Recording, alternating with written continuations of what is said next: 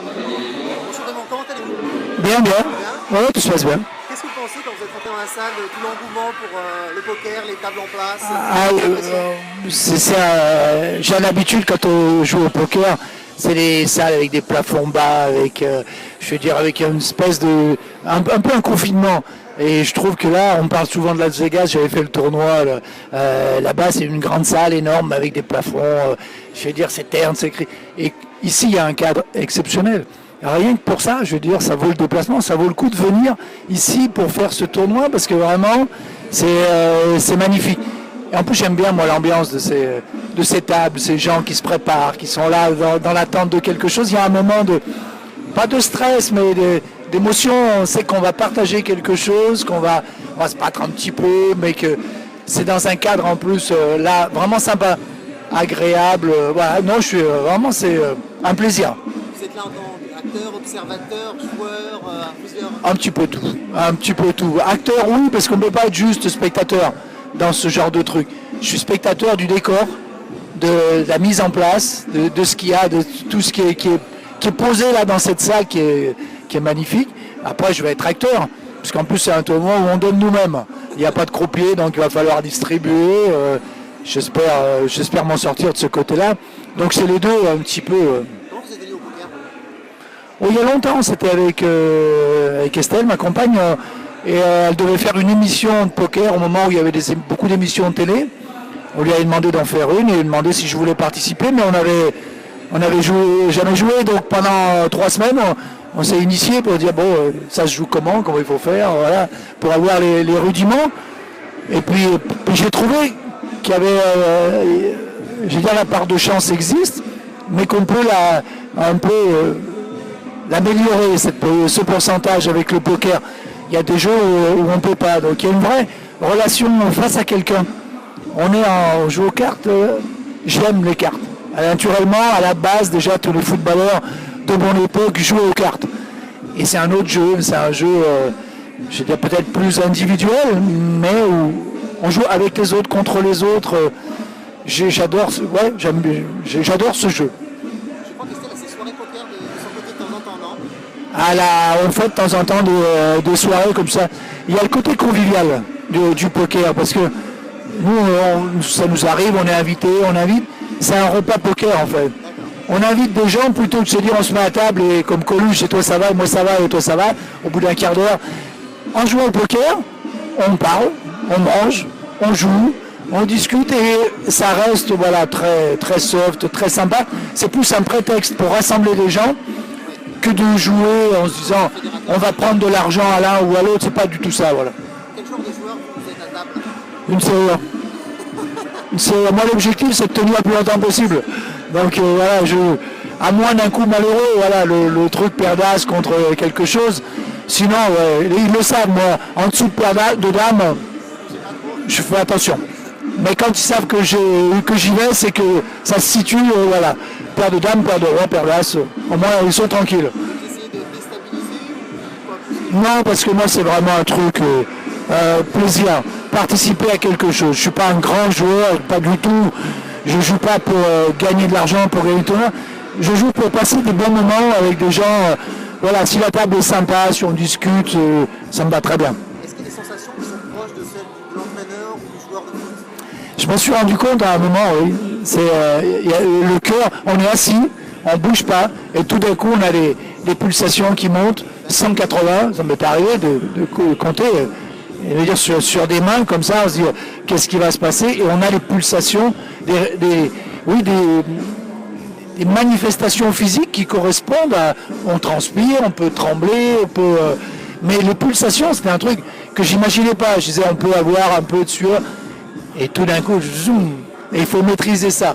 C'est de l'émotion. Ouais. Vous aussi, d'être monté sur scène, c'est d'autres types d'émotions. Vous êtes à la recherche d'une variété comme ça? C'est différent, c'est différent. La scène, c'est le stress de se tromper. Là, bon, on gagne, on perd, ça fait partie du jeu. Voilà. Après, tout dépend de ce qu'on a investi et ce que ça vaut pour nous. Donc le stress, il est lié un petit peu à ça. Au théâtre, pas du tout. Pas du tout qu'on joue devant 15 personnes avec des gamins ou devant 1000, je pense que le problème il est le même. La peur de se planter, poker, on peut se planter. L'adversaire peut avoir un meilleur jeu. C'est le sport. C'est un peu le sport. C'est pas du tout pareil. Là, j'ai dit, vous avez fait vraiment la préface du livre de Djibril Cissé. Oui, Jib, c'est quelqu'un que j'adore. C'est vraiment... on s'est côtoyé pendant toute sa carrière. J'ai fait la Coupe du Monde des moins de 20 ans avec lui il y a un bail. Voilà, et et puis il est sympa. Dans une équipe, il met l'ambiance, il rigole. Et puis en plus, il marque des buts. Donc, c'est vraiment... c'était un plaisir, ouais, c'est vrai. Et là, c'est la fin de sa carrière. C'est toujours un peu déchirant. Vous en avez parlé avec lui. Comment c'est dur de tourner une page? Ah ben on ne tourne pas une page du jour au lendemain. Je crois que ça se prépare. C'est souvent le problème de tous les gens qui ont une activité qui les prend passionnante et qui s'arrêtent tout d'un coup. Et il y a ce vide, ce manque qui se met en place et il faut le remplir. Mais Jib, c'est un top modèle. Jib, il peut aller faire des photos, il va faire des vêtements. Il a ça, quand on le voit, on se dit oui, il n'est pas obligé d'être footballeur. Il peut faire autre chose. Ah oui, non, ouais, vraiment, ouais. Il y en a plein. Et lui, il fait partie de ceux que je revois toujours avec plaisir, que je croise, et on a toujours des choses à se raconter sur ce qu'on fait, sur ce qui se passe. Ouais. Dans tout ce que j'ai pu lire, dans les beaucoup d'éducation, du rôle des éducateurs, est-ce que c'est pas un des mots de notre société aujourd'hui, le mal éduqué finalement, que ce soit dans le foot, dans la société? Mais je me bats avec cette idée. Le problème, ce ne sont pas les éducateurs. Parce que j'ai côtoyé des clubs amateurs, j'ai des enfants qui ont eu l'âge d'être dans les catégories en dessous, j'en ai un maintenant qui a l'âge d'y être et et je vois les éducateurs. Mais j'ai dit, mais on donne des fois la Légion d'honneur à des gens, on se demande bien pourquoi ils méritent quelque chose, et ces gens-là, tous les 3 fois par semaine, plus les week-ends, ils consacrent leur vie à nos enfants. Et c'est eux qui les éduquent, qui leur apprennent.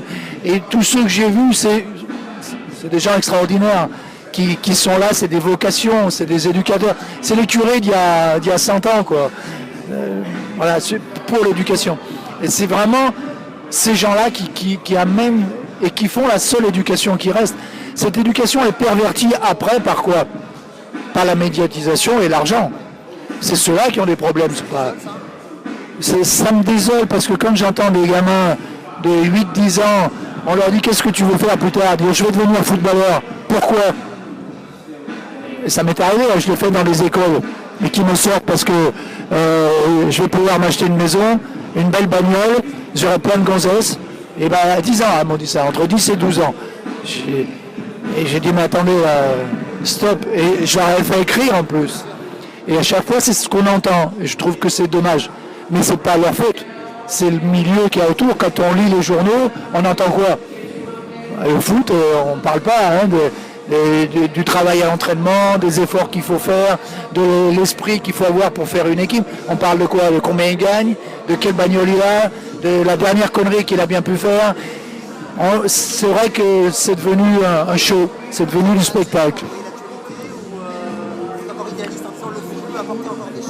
Moi, le foot, je raconte et je dis aux gens toujours, le foot, le match il commence à quelle heure? 9h. C'est de 9h à 11h moins quart. Et le reste, vous fermez, vous écoutez pas les conneries. Regardez le match. Je veux dire, quand vous allez au cinéma, vous voulez pas savoir si l'acteur... Ah si, un peu. Mais je veux dire, c'est le côté pervers. Je n'ai pas besoin de savoir ce qu'il a fait dans la préparation, s'il est copain avec machin, s'il a fait une connerie dans la semaine. On va voir parce qu'on aime le film, on aime le mec. Et ben au foot, je veux dire, on devrait revenir à la même chose. Regardez le match. Puis après, éteignez tout. Ne vous occupez pas du reste, c'est plus du sport. C'est plus le foot, c'est plus ce qu'on aime. Ce qu'on aime, moi, et ce que j'aime, c'est le montage d'un match, l'organisation, l'émotion qu'on peut ressentir. Et c'est ça qui est vrai. Je suis désolé que là l'autre, il ait fait un truc à droite, à gauche, qu'il ait fait une connerie. C'est pas du foot. Ça n'a rien à voir avec le foot, c'est un autre registre. C'est pas le foot qui devrait le traiter. C'est dans d'autres journaux, dans d'autres endroits. Mais je suis désolé, les journaux sportifs, ils mélangent les problèmes. Il ne faudrait pas médiatiser ou laisser ça de côté Sur une autre page. Sur une autre page, il y a le match, qu'est-ce qui s'est passé dans les matchs, comment ils vivent, ce que c'est l'entraînement, comment ça fonctionne. Et puis s'il y a des problèmes liés à la justice, liés à d'autres choses, c'est la page politique ou la page sportive. Pas la page sportive, ou la page juridique, judiciaire même, mais pas sportive. Je trouve que c'est dommage parce que les gens qui écrivent, ils oublient. C'est les gamins qui lisent, c'est les gamins qui grandissent, c'est les gamins qui sont imprégnés par ce qui est dit. Nous, on s'en fout, on peut faire le tri, mais eux, non. Et c'est dommage. Et là, c'est pour ça que je parle d'éducation. Mais l'éducation est à tous les niveaux. Elle est au niveau des enfants, mais elle est au niveau de ceux qui les éduquent. C'est un manque de moyens, volonté politique. Ah non, les gamins, eux, ils sont encadrés. Les clubs sont structurés, ils font ce qu'ils peuvent. Vraiment, quand on fait le tour de la région parisienne et qu'on voit les clubs, l'investissement qu'ils ont, et le peu de moyens, oui, qu'ils ont, ça on est d'accord. Le peu de moyens qu'on peut donner à des éducateurs, où on les taxe encore sur les frais de déplacement. Je dis, il y a des fois, on se marche. Je prône un truc un jour, c'est de dire, pour bien montrer la force du sport en général, c'est de dire, un samedi après-midi, on va faire la grève des éducateurs. Manifestation et grève, mais une grève avec une idée, c'est on va mettre tous les gamins dont on s'occupe, foot, rugby, basket, hand, ping-pong, natation, tous. On dit aujourd'hui, il n'y a pas d'éducateurs, ça n'occupe pas. Et on vous les met sur la place de l'hôtel de ville, sur la place de la mairie, là, bien, et puis ils vont passer l'après-midi là. Et c'est vous qui allez vous en occuper, messieurs les politiques. Et vous verrez ce que c'est, et vous verrez le poids de tous les éducateurs en France, des gens qui travaillent au quotidien et qui s'investissent. C'est énorme. C'est énorme, mais c'est pas reconnu à sa juste valeur. Et vous avez eu l'occasion de passer ça à des messages politiques? Ah, j'essaie toujours. Chaque fois, je le remets, celle-là. Je dis, un jour, on va faire la journée nationale de la grève des éducateurs. Ah, je ne sais pas quand, mais un jour, il faudra le faire. Juste pour montrer quel poids on a. Et je dis tous les sports, hein, pas que le foot. C'est énorme. C'est énorme l'investissement, le temps, l'engagement de tous ces gens-là. Merci beaucoup. Merci.